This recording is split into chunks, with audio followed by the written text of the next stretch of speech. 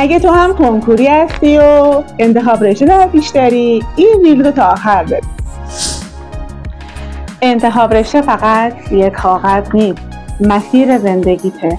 حواست باشه اگه میخوای یه انتخاب رشته خوب داشته باشی، اول باید خودت رو بشناسی، علاقه، استعدادها، توانایی‌هات رو بشناسی و بعد انتخاب رشته کنی.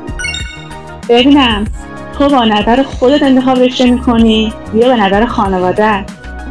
به نظر من بهترین انتخاب رشته که تو بر اساس توانایی‌هات انتخاب کنی که بتونی توش پیشرفت کنی، علاقه، استعدادات، خلاقیتت و توانایی‌هات با رشته تحصیلی هماهنگ بشه. ما در مرکز ترنج به شما کمک میکنیم با انجام تست‌های مختلف روانشناسی بهترین انتخاب رشته رو داشته باشید. اگه میخوای بدونی اون تست‌ها چیه، کپشن رو بخون.